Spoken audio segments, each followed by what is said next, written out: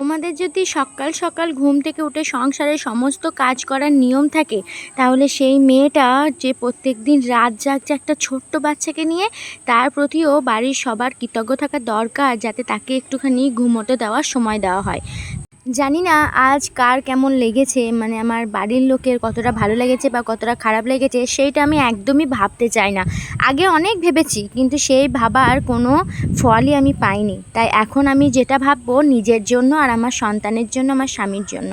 হ্যাঁ, সংসারের কাজ তো অবশ্য করতেই হবে, সংসার করছি যখন সংসারটাকে তো টিকিয়ে রাখতেই হবে। কিন্তু সংসারের জন্য নিজেকে কষ্ট দেবো সেইটা আমি আর করব না।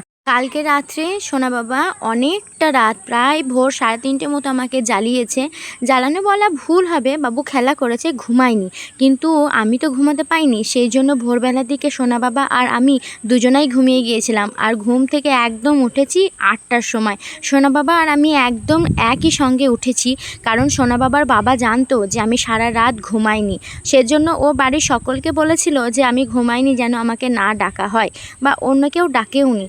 একদম 8টার সময় আমার সোনা বাবাই আমাকে ডেকেছিল। তার জন্য অনেকটাই দেরি হয়ে গিয়েছিল, আর দেরি হওয়ার জন্য আমি সংসারে সকালবেলায় তেমন কোনো কাজ করতে পারিনি, আর তোমাদের সঙ্গে শেয়ারও করতে পারিনি।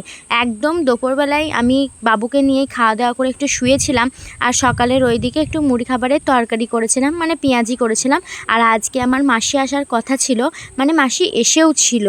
তো মাসিও অনেকটা মাকে হেল্প করে দিয়েছে, তার জন্য আমি আর টুকিটাকি রান্নার দিকে আর কোনো হেল্প করতে পারিনি। সোনা বাবাকে স্নান করানো, আর আগের দিনকে সোনা বাবার হয়তো একটু পেটটা খারাপ করেছিল, যার জন্য বাবু বারবার পটি করছিল। আর বাবুকে যেহেতু ডাইপার খুব একটা পরায় না, তো কাঁথাতেই বেশিরভাগ লাগছিল, আবার বিছানার চাদরও লেগেছিল। তো সেইগুলো আমাকে অনেকটাই কাচাকুচি করতে হয়েছে। তার জন্য কিন্তু আমি খুব একটা সময় নিজেকে দিতে পারিনি, আর নিজেকে বলা ভুল, আমি সংসারেও দিতে পারিনি। খাওয়া দাওয়া করে শুধুমাত্র বাসনগুলো ধুয়েছিলাম, কেননা মাসি নিয়েছিল আমার সোনা বাবাকে। বাসনগুলো ধুয়ে সোনা বাবাকে নিয়ে আমি একটু ঘুমিয়েছিলাম। ঘুম থেকে উঠেই যখন বাবুকে রেডি করে আমি ঘর থেকে বার হই, তখন আমার মা, মানে আমার শাশুড়ি মা বলেছিল যে একজনের অন্নপ্রাশন আছে, তাদের নাকি বক্স করেছে, তো পাড়া ঘোরাচ্ছে নাচার জন্য। তো সেটা আমার সোনা বাবাকে নিয়ে দেখতে গিয়েছিল, আর আমিও সঙ্গে গিয়েছিলাম। আর তারপরে সন্ধেই আমাদের এইদিকে ফাস্টফুডের মতো একটু বিক্রি করতে এসেছিলো, তো সেখানে এই কাঁচা যে সবুজ যে মটরগুলো হয়, সেই মটরগুলো কিনেছিলাম। আর তার সঙ্গে নিয়েছিলাম দুটো ব্রেড রুটি, আর তার সঙ্গে নিয়েছিলাম হচ্ছে বাবুজি কেক। এই যে মটরগুলো আছে, ছোট্টোবেলায় এই মটরগুলো, এই রুটিগুলো আর বাবুজি কেক, এটা তো সবাই ছোটোবেলায় খেয়েছো বাবুজি কেক। বাবুজি কেকটা খেতে কিন্তু বেশ ভালোই লাগে। তো সন্ধ্যাবেলায় পাউরুটিগুলো যেহেতু নিয়েছিলাম, তো চা দিয়ে একটুখানি খেলাম, দেখলাম কেমন লাগে। মাঝে মাঝে ছোটোবেলার জিনিসগুলো কিন্তু বেশ ভালো লাগে। তারপরে এক গাদা জামা কাপড় যেহেতু কাচা হয়েছিল, সেগুলো সমস্তটাই কিন্তু রাত্রিবেলায় আমি গোছগাছ করি। কেননা বাবু আমার খুব একটা সুবিধার নয় বলতে গেলেই চলে, কেননা আমাকে ও একদমই কোল ছাড়া থাকতে দেয় না এখন। মানে এখন যত বড় হচ্ছে, ততই যেন আমার কোলে বসে থাকতেও বেশি পছন্দ করছে।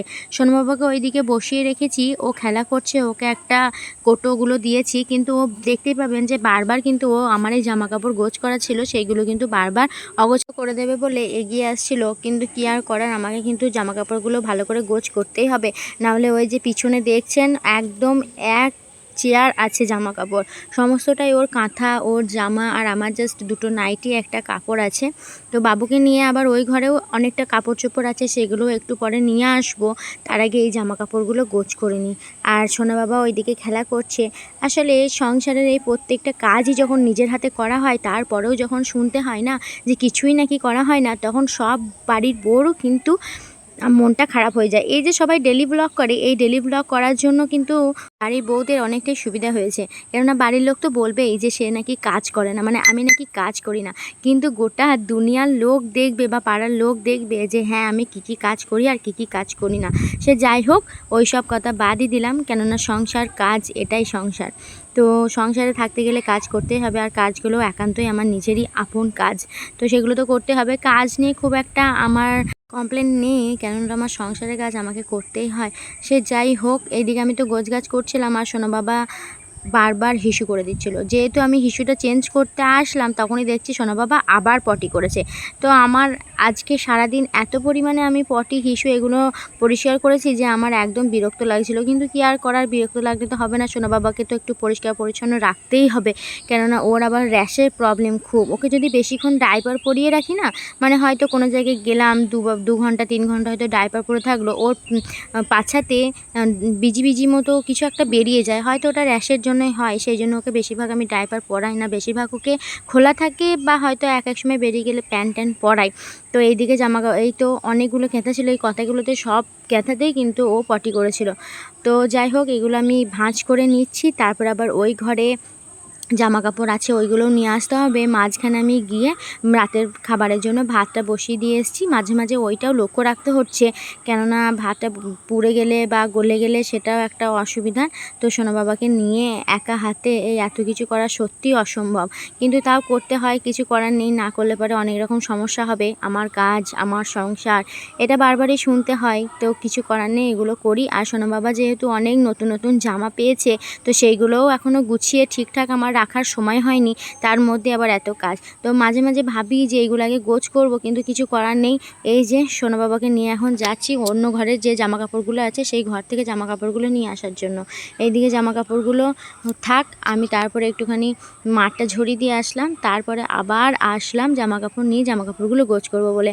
আসলে এক এক দিনে এই এত জামা কাপড় কাচতে না খুব কষ্ট হয়, আবার এগুলোকে তুলতে হয়, আবার বারবার ছাদে গিয়ে এগুলো উল্টে পাল্টে রোদে শুকাতে হয়, তারপরে আবার ওগুলো ভাঁজ করতে হয়। তার মধ্যে মধ্যে তো আবার সোনা বাবাকে খাওয়ানো আছে, খাওয়ানোর দায়িত্ব যেহেতু আমার, ওষুধের দায়িত্ব যেহেতু আমার, স্নান করানোর যেহেতু দায়িত্ব আমার, সব কিছুই দায়িত্ব যখন আমার, আবার নিজের দায়িত্বও আমার, আবার সংসার দায়িত্বও আমার। একটা মেয়ের ওপর এত দায়িত্ব যখন চাপানো হয় তখন সেই মেয়েটা যে কী অবস্থা হয়। আবার শুরু শুরু ডেলিভারির পর যে শুরু শুরু যে কাজগুলো থাকে সেইগুলো তার সংসারের চাপে এতটাই হয় যে না, তার নিজের দিকে তাকানোর মন থাকে না। সত্যি কথা বলতে আজকে নিয়ে আমি 3 দিন মাথাও আঁচড়াইনি, সবসময় এরকমভাবেই রেখে দিই মাথাটা। কিন্তু হয়তো সবাই বলবে যে এত কাজ তোমার যে তুমি মাথা আঁচড়াতে পাও না। সত্যি কথা বলতে আমার কথা কেউ বিশ্বাস করবে না।